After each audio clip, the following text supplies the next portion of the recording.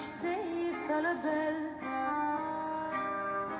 mein Heim alle dort, wie ich hab meine Kinder schön verbracht. Oi, oi, oi, Welt, mein steht alle Welt, mein Heim alle dort, wie ich hab meine Kinder schön verbracht. Welcome, all of you, to Beverly Hills Synagogue, and it is our pleasure to host this event, the Holocaust Memorial for Victims of the Shoah, organized in association with the Carpathian Jewish community. I see so many representatives here. I asked the organizers, "Efshe soll ich reden in Yiddish? It's better to reden in Yiddish than to reden in English." But they told me that some of the people here, their children and grandchildren, are not as fluent in Yiddish as they are, and perhaps we should keep proceedings in English. Well, I speak, of course, a proper English, being from England. We wait to see what the rest of the contributors speak. We'll find out. We are now in the midst of May, the month of May, and you know that there have been many tragic moments in Jewish history.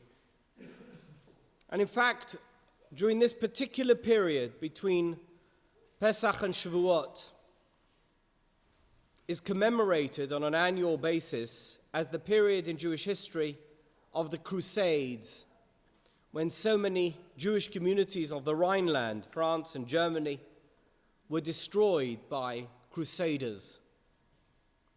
But when we commemorate that moment in Jewish history, we treat it as Jewish history.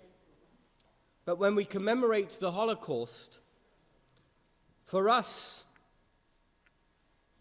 either Holocaust survivors or second-generation children of Holocaust survivors, it's not history.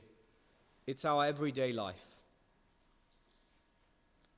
And particularly during the month of May. The month of May was a tragic month for the Jews of Carpathia. During the period of May, beginning the second week of May of 1944, and until the end of May, almost 110,000 Jews from Carpathia, from places like Munkac, Berehova, Chust, were transported in trains like animals to Auschwitz-Birkenau, where more than 90,000 of them perished at the hands of the Nazis. Some 20,000 survived. Many of them made their way to Israel, but some of them eventually came to Los Angeles, and there's been a strong, forceful community here in Los Angeles of Jews who either survived that terrible month of 1944 and the months that followed, and their children and grandchildren, many of whom are represented here today. And it is a great honor for our synagogue to be able to host you, to commemorate that tragic month, to be able to look back at the history of the Jews of Carpathia, to think about those terrible moments in not Jewish history, but in our Jewish lifetime. And at the same time, to celebrate our survival, to appreciate what it means to celebrate that survival, and also to appreciate the existence of the State of Israel. So, my words are merely words of welcome.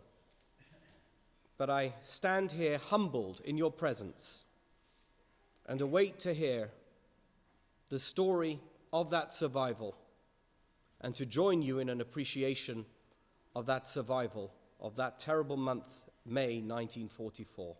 So I'm going to hand over the program now to Galina, who is a member of our shul.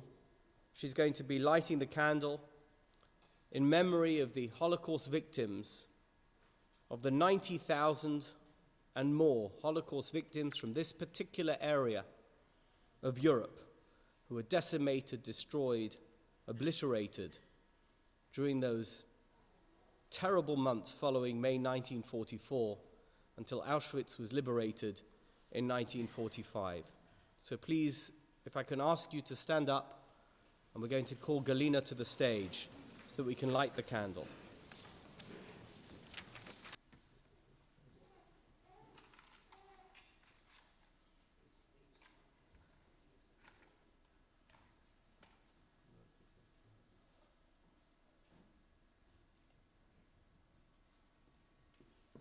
You can be seated.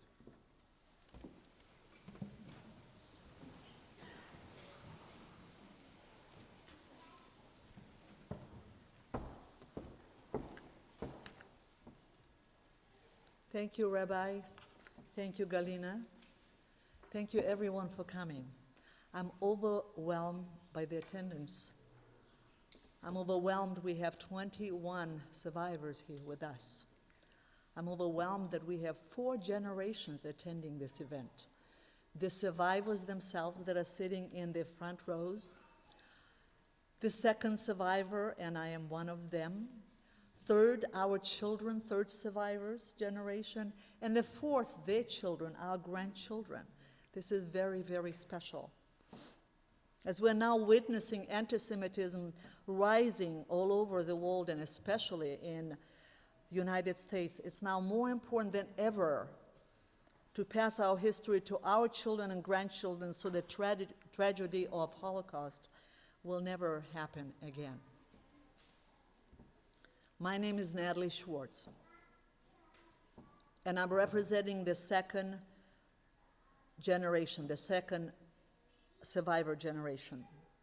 This memorial has been organized by the Association of Carpathian Jews, and the first was done in Israel, in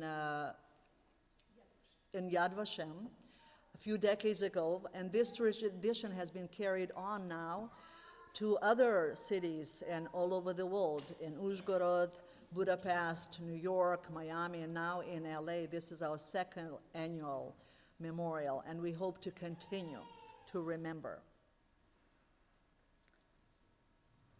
Carpathian Jews, and this is what we are called, most of the second generation of Carpathian Jews are right here with us.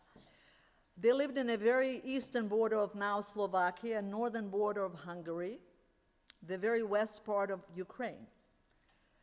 Before the war, there were about 110, 120 Jews living in that area,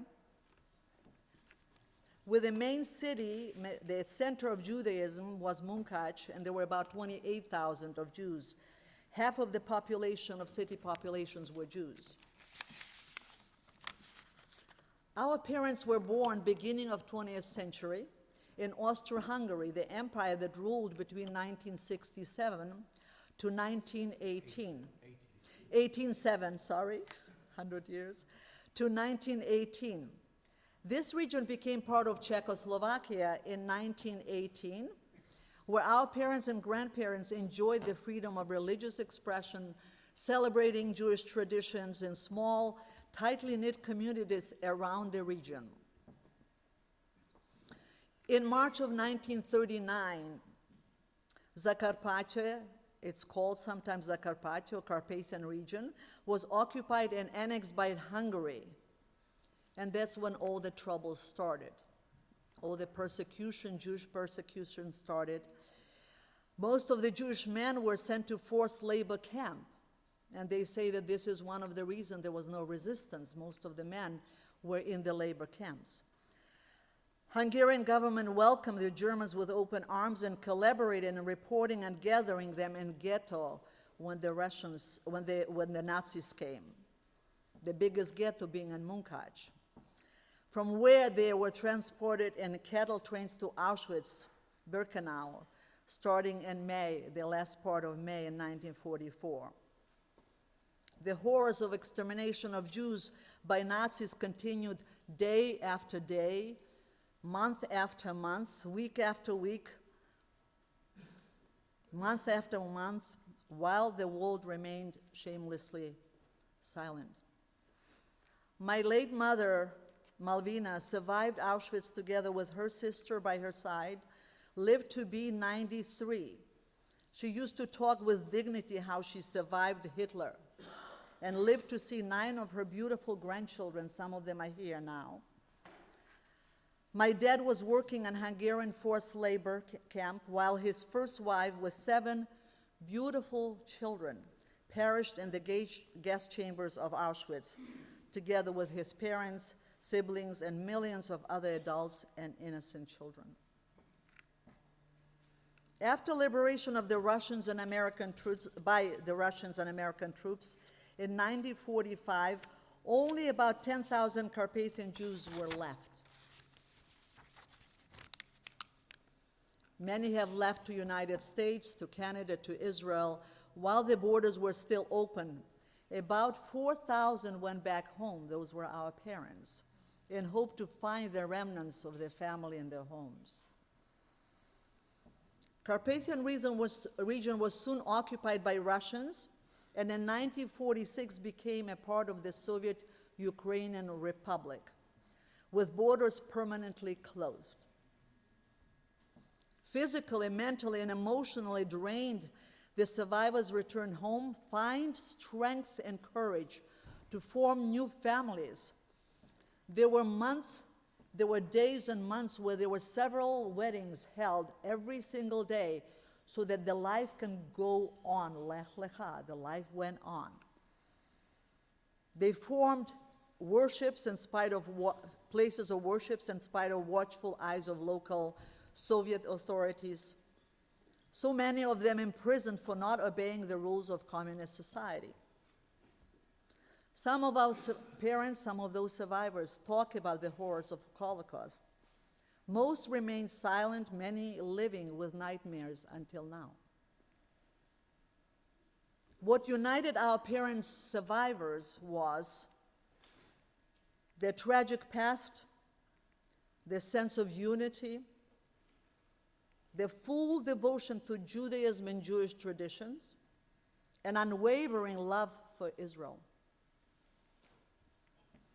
We, their children, second-generation survivors, were growing up under the Soviets in a somewhat of a dual society, in schools being taught the communist way, at home secretly practicing Judaism, observing Shabbat and all Jewish holidays, being taught to be quiet as to not provoke any trouble from local authorities. We were so painfully aware of our parents' tragic past, never dared to hurt them, as we constantly felt their pain, and we still do. While we felt loved and cared for, there was always the sense of uncertainty and fear of loss at our homes. Our generation was deprived of grandparents. They all had perished in the gas chambers of Holocaust. Our parents were survivors in a true sense of the word, having lived through 5 governments, surviving the hell of Holocaust and forced labor camps. They remained proud and faithful Jews, passing on the tradition and wisdom of Judaism and love for Israel to us, their children. As we gathered here today to remember those who are no longer with us and to honor those who are here today, we're pledging to all victims of Shoah and to our children and grandchildren to never forget. As Elie Wiesel said, for the dead and the living, we must bear witness. At this time, it is my privilege and honor to present to you a renowned and outspoken speaker, survivor, who is originally from Bereksas, Beregova, William Harvey, former Willie Herskowitz. He will talk not only about his experiences, but he'll talk how he found meaning in life after the horrors of the Holocaust. He will talk to us how to turn hatred into love. He's a speaker, he appears at the Museum of Tolerance every week. He was asked and continuously asked to appear in universities and colleges, UCLA, USC, Loyola Law College, and lately it was in the prison in Lancaster. The letters that I read from people that heard his stories were just tear-jerking. They are fantastic and they're life-changing. They changed lives of so many young people after they heard him speak. So it is my honor to present William Harvey.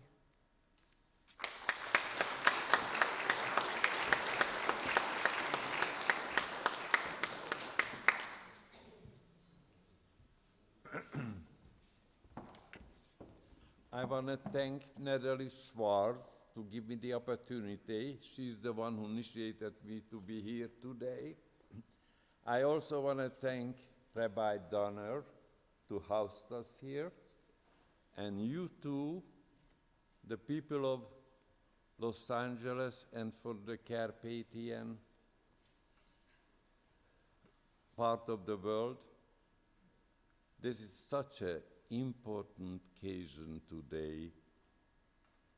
We want to tell the world that we will not tolerate any more hatred. Definition of hatred is loss of love. Without love, you're not living, you're just existing. I remember it real well. I was only a teenager when I heard Hitler speak on the radio to the world. And he said, I'm going to kill every Jew in this world. If I don't succeed to kill every Jew in this world, I make it sure the one who remains alive not going to be happy. Doesn't matter what part of the world they're going to live in, they're going to lose some member of their family. And in the end, he said, why? There is no why. The Jews are guilty when they born. Well, you can imagine, ladies and gentlemen, I was a teenager. Life was difficult as it was. Try to define and to make some sense of it. Why I was considered to be a second-hand citizen, I felt I was just as good as anybody else in this world. Well, as a child, I always was told that the German people is the most educated and cultural and industrial people in the whole Europe. And the whole German people went along with an twisted ideology what Hitler had. Can you imagine? He wanted to create an Aryan nation, everybody with blue eyes and blonde hair. What a hypocrite with the ugly black mustache and black hair and a distorted face. And such a cultural people followed him. And he managed to destroy even his own people. So I lived practically a whole century, and I am so sad that I'm still witnessing this profound hatred as anti-Semitism all over the world. Naturally, at the time, we didn't take it seriously. We depended on all the good people in this world not to stay silent. But to our disappointment, all the good people did stay silent. And the twisted ideology like Hitler was even able to destroy his own people. So we are here today, all of us, to pledge to the world we're not going to stand anymore. We had enough of our beautiful Jewish people to perish, like in a Holocaust. The Jewish people who contributed so much beauty to this world. Who wrote God Bless America? A Jew. The medical science, technology, our Jewish sisters and brothers after the Holocaust went to Israel, to a dried out desert, and created a paradise. They practically worked the land with their bare hand. They had no the modern technology what we have today.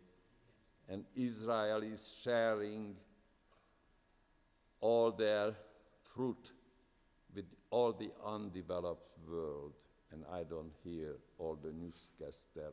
Every single day you turn on the news, you hear this ugly news, which unbelievable, that I never hear them to say that the Jewish people shared so much with all the undeveloped world. So, I can tell you that best part of my life is today, that I have the privilege to go and change people's life, as Beverly said, Natalie, excuse me, that I am the only Holocaust survivor, as far as I know, that was ever invited to a maximum prison in Lancaster, where 2,000 prisoners incarcerated for various crimes. Among them, 55 was incarcerated for teenage crimes, age 15, 16, and 17. And after my lecture, during the lecture, the prisoner had wrote to me a letter, a very, very lovely, very intelligently written letter, how I changed his life. He'd been in prison for 10 years, never had hope. One of them was 30 years and never had hope, how I changed his life. This is the thing. If the human race in this earth would put all their hatred into love and would realize that the best part of life is to help someone who is less fortunate than you are. That's the best part of life. There is nothing, when I put my mind to it, that I haven't accomplished in this earth. But the greatest accomplishment is the privilege to be able to help someone who's less fortunate than you are. That's the best in life, that I can assure you. I hope that all this hatred turn into love to provide a better place in this earth for us to live in. Unfortunate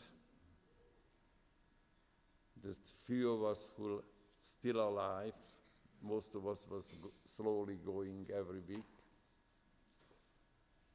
Now I am going to speak to the second generation, the important ones, who's going to keep this alive, to pledge never again. There is no place in this earth to have so much hatred. I come from a family of 6. I had 4 sisters and a brother.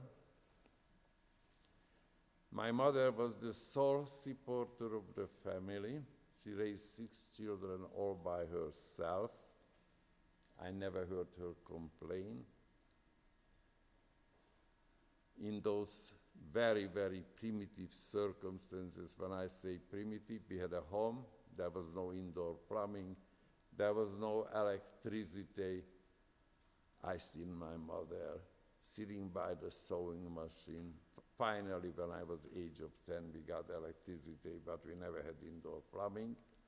My mother had to go to the farmer's market, purchase the food, then prepare it. I just seen her always sitting by the sewing machine, not even taking time to go to sleep, and fall to sleep on a sewing machine. Then I heard the machine going again. So you could say that I never was a child. I always assumed responsibility. When I was age of 7, I decided to wash my own clothes, iron my own clothes, just to take the smallest burden away from my mother. When I was age of 10, I decided to go to work in a vineyards. The vineyards was situated about a half a mile of my house. I could work there. In the spring, I used to work there to cultivate the growth of the grapes. In the fall, we used to harvest the grapes. I remember it real well. I was 10 years old. They put a backpack on me made out of very, very heavy wood in order to carry the grapes from the mountain to the winery. Well, I collapsed. I was in pain, but I didn't dare to cry. I didn't want to lose my job. My colleagues was very kind and helpful. They showed me how to carry the heavy wood pack with the grapes. I was so happy that I was able to earn some money to help my mother. The anti-Semitism began to flourish in Europe. Hitler was coming to power. Naturally, the communication wasn't like it is today. I didn't even own a radio at the time, but somehow we managed to hear what was going on. My mother had a friend in Berlin, and her 19-year-old son escaped the prosecution, came to our city, and stayed with us for 3 days. Then he proceeded with his journey, and he was telling us how they were killing the Jews, how they were compensating the Jewish property, and how they were burning the Jewish literature. That's the way we managed to hear. And as I said, as a teenager, when I heard Hitler speaking to the world, how he gonna annihilate all the Jews, we didn't take it seriously. After all, we were living in a civilized world. We depended all the good people in this world not to stay silent, but to our disappointment, all the good people did stay silent.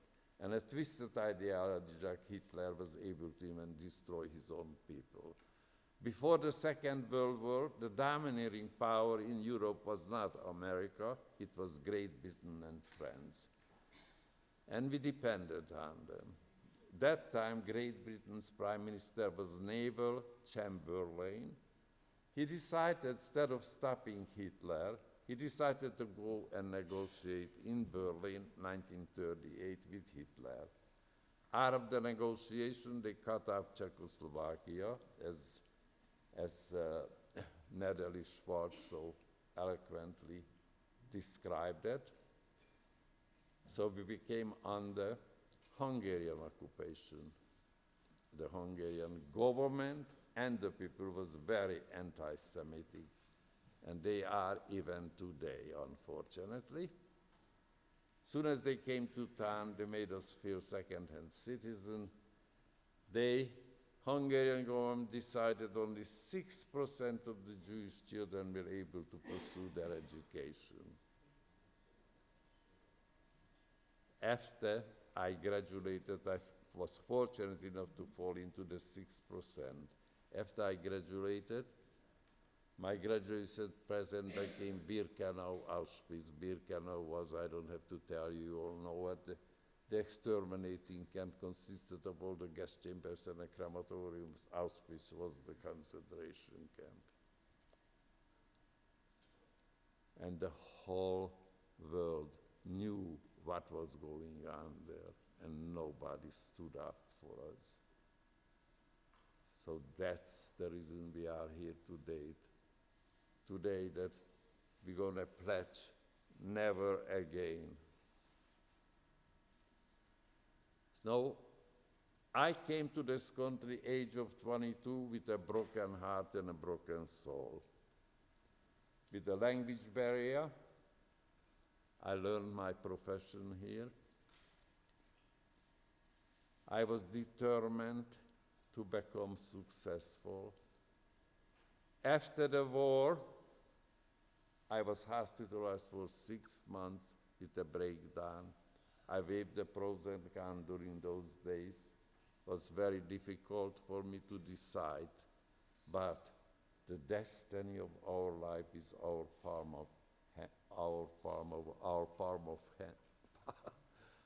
of our hand, excuse me.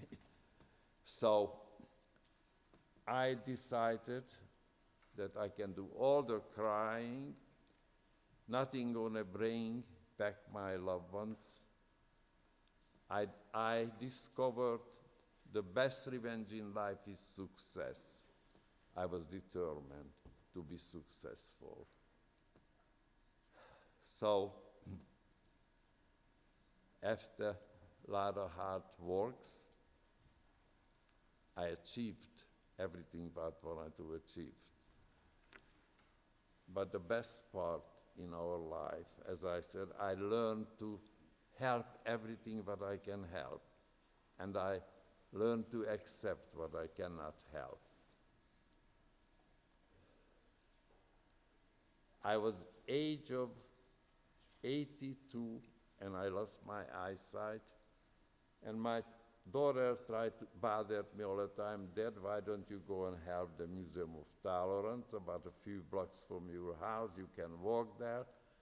I told my daughter, well, I admire speakers, I don't have the educational background, I don't have a rich vocabulary.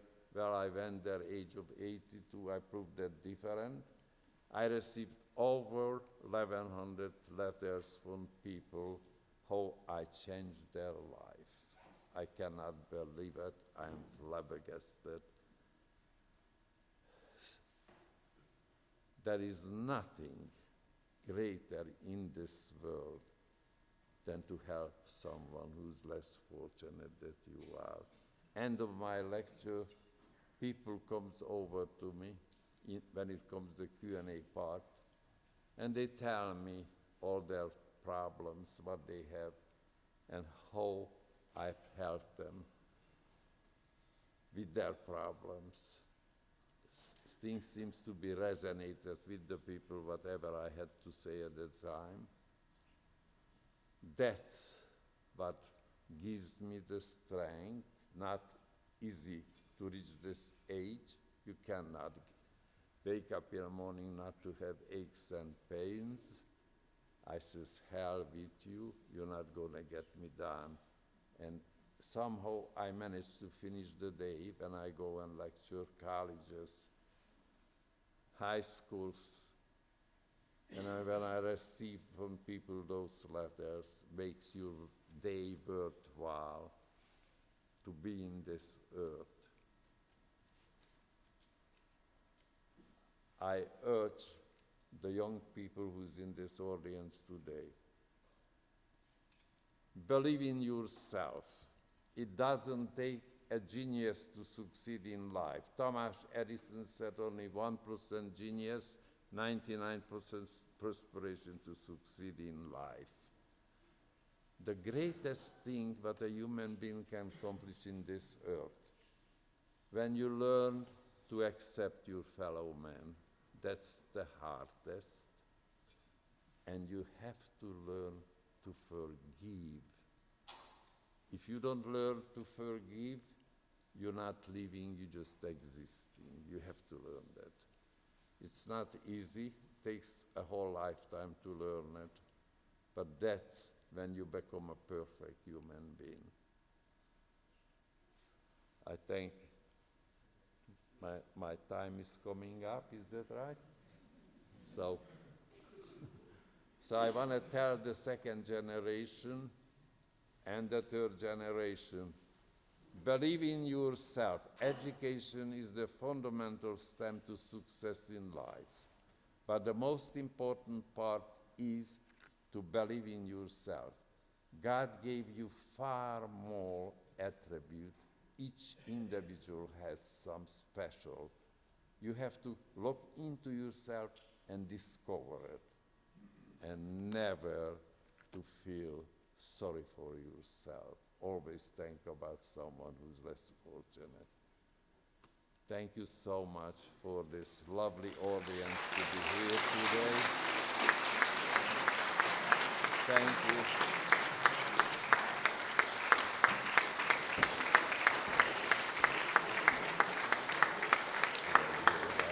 Oh, you did wonderful. Fantastic. There's water for you there. No, you did a fantastic job. Thank you so much, Young Williams. This was very special.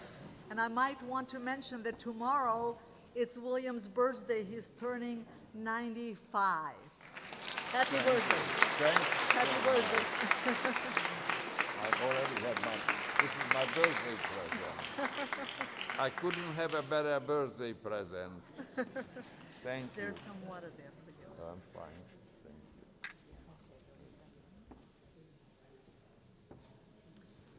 We'll now remember the victims of the Shoah. We'll invite Abraham Berger to say the Kaddish.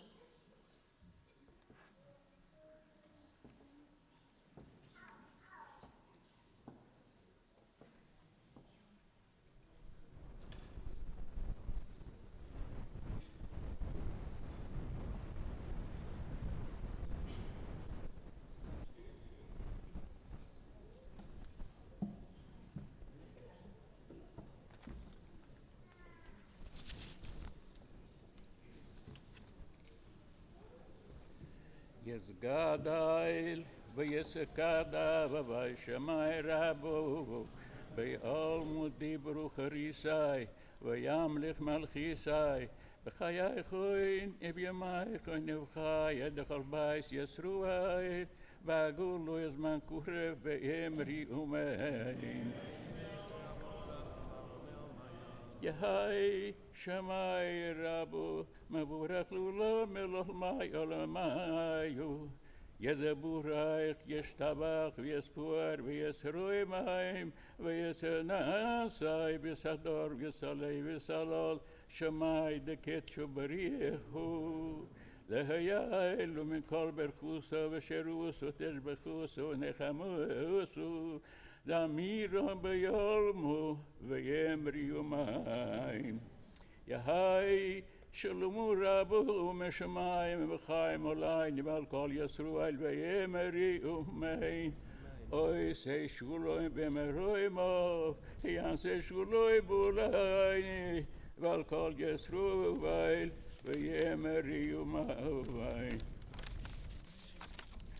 Ay lemule rachamim shoychain b'meroim hamtzai manichun choinu tachaskan fayashchinu v'malas kadoshim et hoirim kazoyer rakia meirem imashirim es nishmas achayni benav v'yesruhai Hagadoshim v'adhoirevim shenofli b'day horotzchim v'nesh b'chidumim b'Auschwitz, Majdanek, Terebling, Kamas-Bedolken, Eivensee, Mauthausen, Bergen-Belsen, Buchenwald, Ibeshar Machnois Hashumet bei Rupam. Shene heregi, van Israfi, van Ishchdi, van Ikvericha, yem, b'chol misois, machinois, barhazuriois, al kedesh Hashem. V'ham v'yeshenachni b'naihem, ebnoisaihem, achaihem, v'chyoisaihem, noidem tzeduku b'taskuras neshmoisaihem, v'ganaidem taimenichuesum, Luchaim balurachem yastirem b'saiser knufa floilumim, v'yetzerois betzrois achayim meshnes muhusam, Adonai hu nachlusam, v'niche b'shulman meshkuvam, v'noima v'barumain.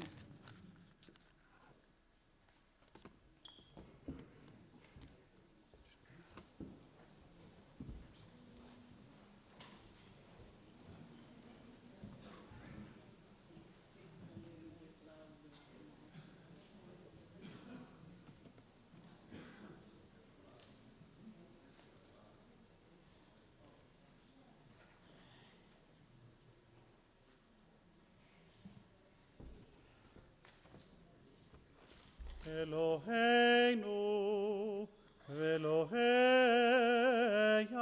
אבותינו, ברכנו בברכה המשולשת בתורה, הכתובה על ידי משה עבדך, אמורה מפי אהרון ובניו, כהנים עם קדושך כמו יברכך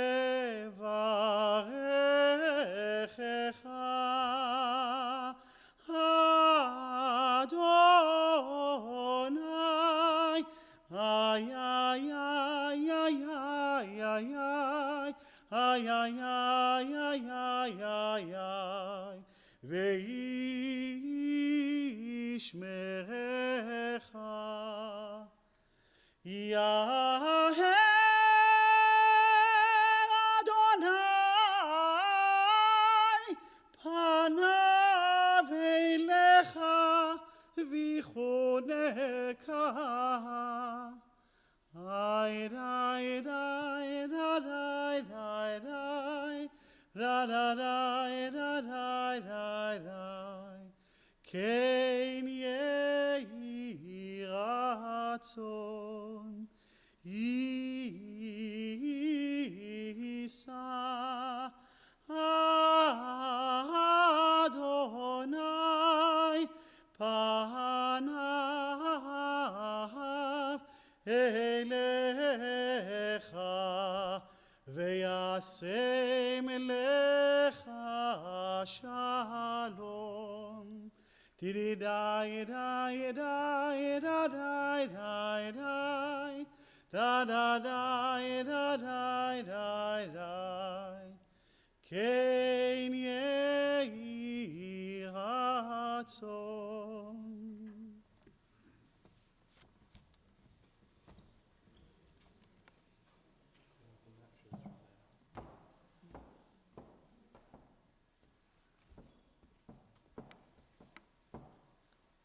Thank you very much to Abraham Berger, the survivor, and to Kenta Nati-Baram for this emotional and beautiful rendition of Birkat Kohanim. And now we're going to be lighting of the Yurside candles by the survivor. And to help them to light the candles, we're going to invite the fourth generation, Ava Magna and Amaya Lifa. We're going to be bringing those candles to their places where they are at their table.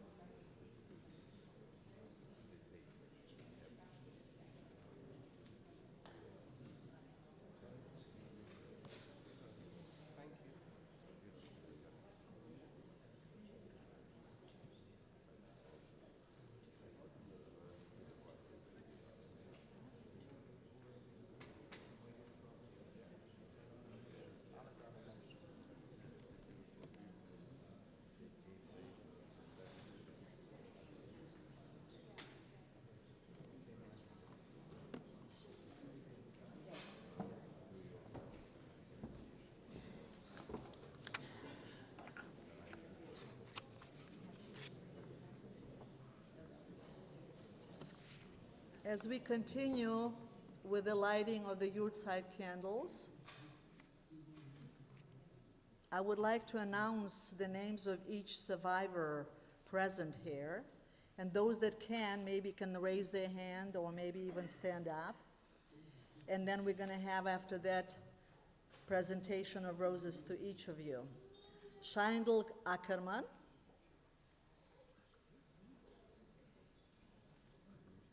Abraham Berger, Eva Brettler,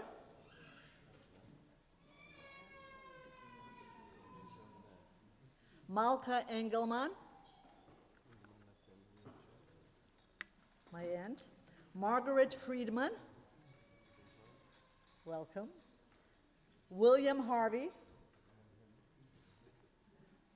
Feige Itzkovich, Rose Cottoner, Henry Kovitz, Zoltan Langer, Hedy Magna,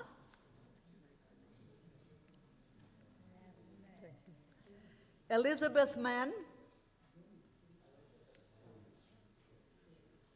thank you, Margaret Newman, Hedy Reisman, Michelle Rodri, Dora Roth,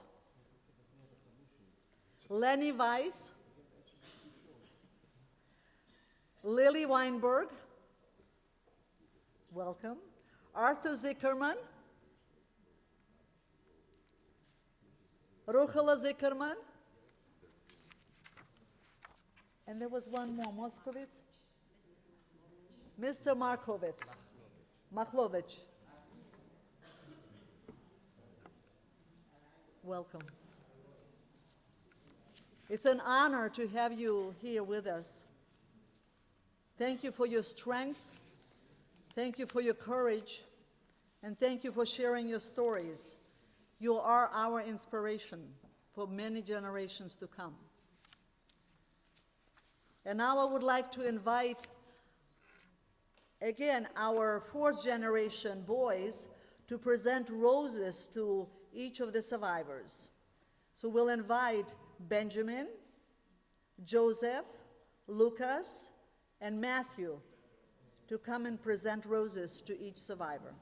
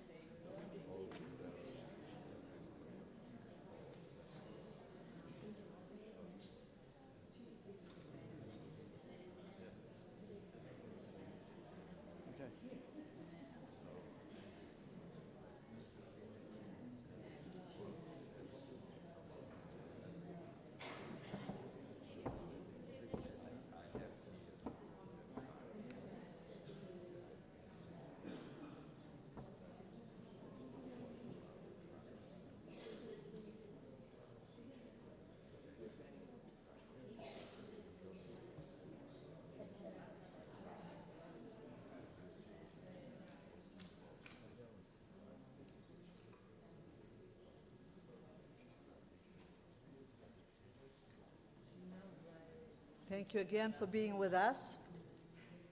May you live in good health for many, many more years to come. As they say, until 100 bis 120, until 120. And now we're going to invite again our cantor Nati Baram for a dedication song to the survivors.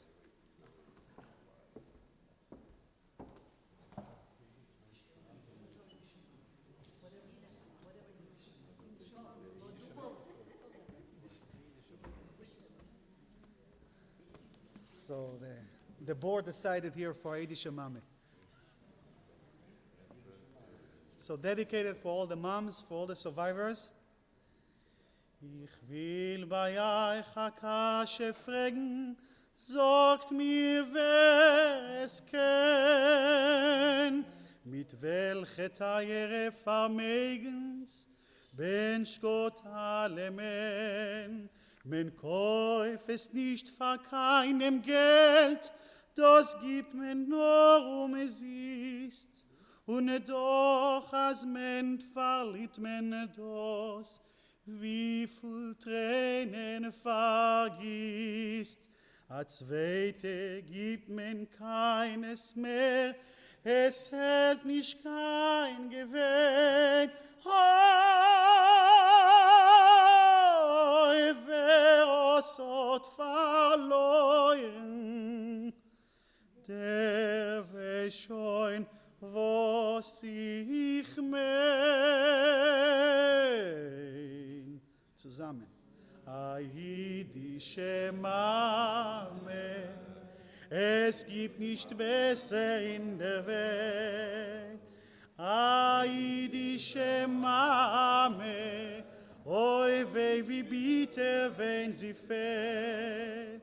Wie schön und lichtig ist in Haus, wenn die Mame ist da.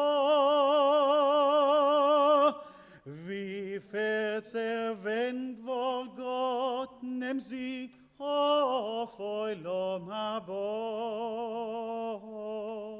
In Wasser, in Feuer, wird sie gelaufen für ihr Kind. Nicht halten ihr Teier, das ist gewiss die größte Sieg. Oi, wie glücklich und reich ist der Mensch, was hat, als a schöne Matune geschenkt von Gott. Nor an altitschke jüdische Mame,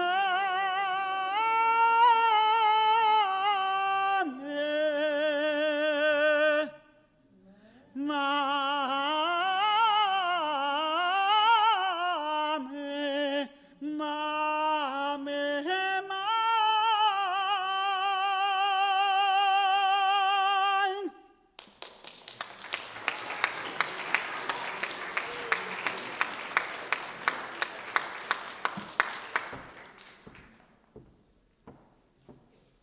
Thank you, Cantonati. That was beautiful. Yiddish Mama.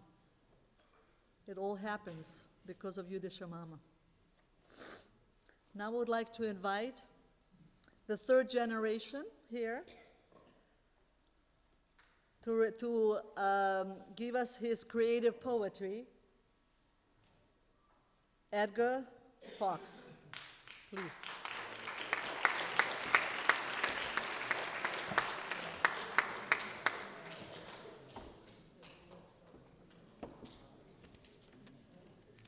Thank you, Natasha. Some of you know, some of you may not. For the better part of about 16 years, I have been performing in my secret life slam poetry, spoken word.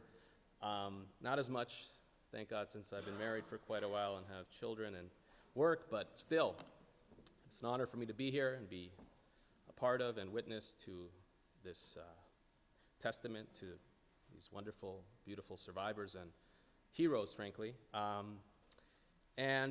was asked a while ago to perform here, and I agreed immediately because of the importance of such an event and time. But I didn't know what I'd be performing, frankly. I have performed typically in front of a lot of colleges, high schools, Jewish events, many non-Jewish venues, typically a very different audience. But nonetheless, I was wondering what I should discuss, and then typically in artistic fashion, things kind of hit. This is something that is very dear to me. It is as apropos as it was in 2006 when I wrote it as a response to the Hezbollah-Israel war at the time. And it's as if I could have wrote it yesterday, which is kind of sad in some ways. And in a way, it is a response to, as Natalie and Mr. Harvey hit on earlier, to kind of what's happening in today's world, both in our government, in colleges, in, unfortunately, synagogues on Shabbos. So this is a bit of a response of anger to what I was witnessing back then in 2006 and feeling, as well as, of course, what Mr. Harvey was discussing, that there always has to be hope and love to overcome that darkness. So this is Israelity Czech. Qassams, Katyushas, Kalishnikovs, suicide missions hit the deck. Prices sky high at OPEC, European stress, break the Jews' neck, Middle East a wreck. This is your reality check. Just please, please don't fight back.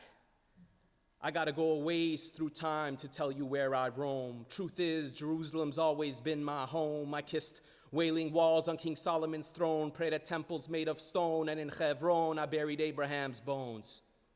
The world's never been able to understand the Jew. Routinely telling us what to do was those accustomed to. Inquisitions, crusades, Holocaust, pogroms, and terror, trying to stuff polyism down our throat as if another God's better, evoking the Holy One's name in error while the destruction of identity is what they're after. Here's a message: we've been around forever, and I'm not going anywhere, never. See, evil lurks at every turn of history's stage. We've seen your kind before, though the names change. We can't escape persecution. Isn't it strange how it all turns to rage, which is why I rearrange the biblical page and place in its cage the likes of Ahmadinejad, Nasrallah, Hamas, Hezbollah, PLO, Pharaoh, Hitler, Stalin, Bin Laden, Canaan, Haman, Amalek, Esav. We don't fear you, but Hashem from above, who reigns supreme through brotherly love. And though you have tried to destroy me, throughout eternity we have survived infinitely. Judaic divinity shall be my affinity. Like nomads on the place called earth, chosen through Eve gave birth, the struggle to find freedom worth. Who shall I listen to first? Better yet, who can treat me worse? The United Nations with their food for money reparations, I mean food for oil campaign. Through political reign, justice has been in vain, and every continent still feels war and pain. Sorry, Kofi, I got nothing to gain. Regarding Russia, who talks out of 10 sides of the mouth, deals weapons to Arabs, then kill Muslims in the south. Maybe you don't absorb what I'm saying. Kremlin selling, dictators paying. Go ask Chechnya and Afghanistan if they're a fan. Are you concerned giving nuclear contracts and arms to Iran? How about France with the same old song and dance? Gotta perpetually wear the pants like the Treaty of Versailles, thinking you'd gain power. World War II started the next hour. You should thank America a swastika doesn't hang from the Eiffel Tower. It all makes sense. Your paradigm is French permanence. It bears much relevance. It led to weeks of riots with your ethnic immigrants. So take that, Chirac. I know you supplied reactors to Iraq. 1981, turn back the clock. And what of the Middle East? Countries who don't acknowledge my existence and then stress peace. They can't control the street. All I witnessed for decades is to have us beat the strong versus the weak. You can't hear liberty because it's not allowed to speak. What other options to seek? So keep your Che Guevara shirt in the closet. You spit pollution with the UN resolution to lead mass confusion. How do you achieve retribution through a phony revolution? I'm sick of those so far off on their extreme views and plight. Got everything in sight, proclaiming as if they got it all figured out right, and the fight's worth the fight. You act like you died for the cause. Maybe you're waiting for some sort of applause. Trust me, victims around the globe right now are wrapped in gauze. If they had a voice, they just say pause. Listen to the bombs blown up in Kashmir, Spain, London, Bali, Baghdad, Jordan, Taba, Haifa, Saudi Arabia, Kenya, New York, Darfur. Let me guess, you got the cure. Your intentions are pure. Get rid of Jews, your problems are fewer. Don't even bother where to start. You couldn't separate politics, money, and heart. Israel's just one small piece of the puzzle's part. Yet you frequently attack, identify what we lack, never entertaining the fact there are 10 fingers pointing right back. Look in the mirror, you'll never see things more clear. The fire rages since the beginning of the ages. Reading through my lines is bigger than this rhyme. A homeland is the only thing that's mine. Because society usually finds us to blame. Tell us to go back to where we came. It's easier not to face their failures and shame. So they want to see me break, pull down the drape. And that's why they hate my escape. We can't let them take. I want to embrace, but not if it's fake. And this is not some one-sided story. We all got to come together to reach heavenly glory, and to those I should be remorseful, then truly, I'm sorry. I'm not here to choose a side. I'm not here to cause a divide. This is dedicated to those who cried and died, to the people trying to turn the tide, but you lied, caught up in false ideologies and conspiracies which defeat wisdom, stuck in your own agenda and prism with no choice but to label occupation and Zionism. I got a word for you, it's called anti-Semitism. If Israel wanted to inhabit cities and territory, they would have been in Amman, Damascus, and Cairo a long, long while ago. Not now trying to achieve elusive stability somehow. Don't forget they were invaded 5 stretches in a row. And what kind of argument is that? The place you sit used to be an Indian's tent. Have you ever paid a Native American rent? Ever shook a hand that wasn't meant? The Holy Land blends blood over for centuries, and it's never been ruled by democracy, so stop your hypocrisies. Israel's one tiny nation in the midst of a giant Islamic dominion, millions amongst billions. They can't get over that fact, it's public opinion. They try to cover it up like with a cloud called Palestinian, like women, children, and innocent civilians targeted by the big-bad villains as Israel's the universe's prison, when all they're trying to do is make a living and contribution to establish a valid, secure, two-state solution. So let's work this out. Grasp what it's about. Jew, Christian, Muslim, Druze, Catholic, Protestant, Episcopalian, Ethiopian, Bedouin, Baha'i, Russian, and Asian all make up the Israeli population. They know that they're under the constant and consistent threat of decimation. And as the blind masses wish them death and strife, they find a way to breathe and enjoy life. So if I could say a word on their behalf, it would be to admit them on the map, fill hope in hostility's gap, run their lives quietly, have neighbors enjoy their company silently, realize they are not the enemy, raise children together happily, place aside violent vendettas, price of gas, and fanatic religiosity as we return to the proximity of humanity. Then, only then, shall be my reality. Thank you.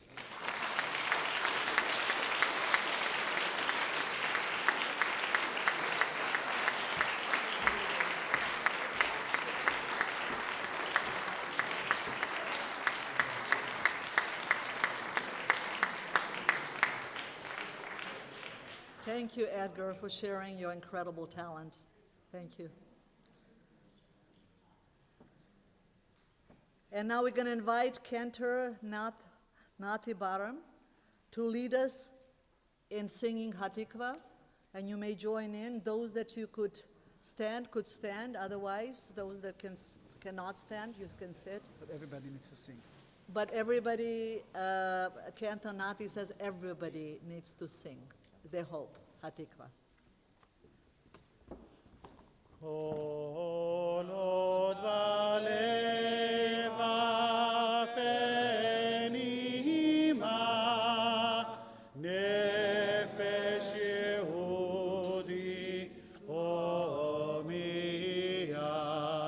ulefate mizach kadima Zion, Sophia,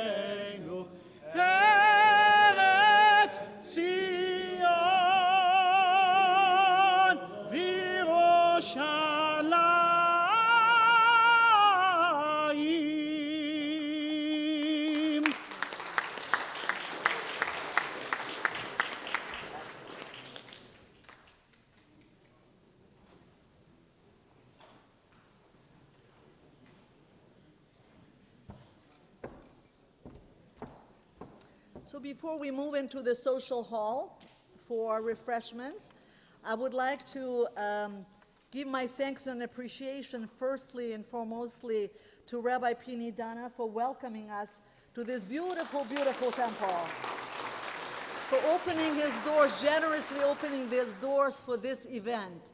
And hopefully we may continue year after year. Thank you, Cantor Nathi Baram, for beautiful, beautiful voice, for your participation. Thank you, our incredible keynote speaker, William Harvey, for sharing his story with us.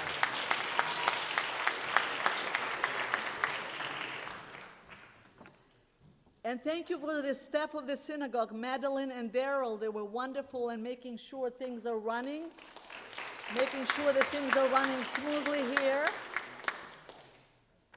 Thank you, Abraham Berger, the survivor, for reciting the Kaddish. Again, thank you for Edgar Fox. I always enjoy hearing this. I heard this many years ago, and when we started putting together this event, right away you came to my mind, and I was totally right. Thank you so much. Our musician Eugene and Yossi, they will join us in the social hall with some Yiddish melodies to hear. I would like to thank everybody, whoever donated. All the donations helped us to cover the cost of this event. So donation, thank you all for their donations. Most generous donation came from Blavatnik Family Foundation in New York City, and it was facilitated by Katya Bienenfeld. If you can just raise your hand, here you are. And she is here from New York. Thank you so much. Thank you, Katya. And lastly, and mostly importantly, thank you for my planning and organizing committee, the wonderful, able and inspiring committee that I worked with, Gabriela Eisenberg, Galina Samuel,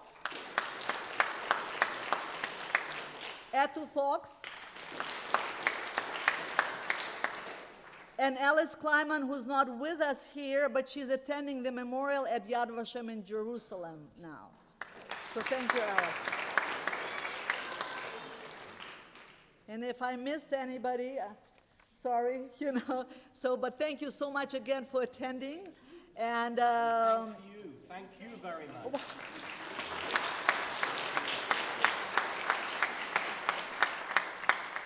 Now we would like to invite all of you to the social hall, which is right here. The door will open up for refreshments and for some Yiddish melodies.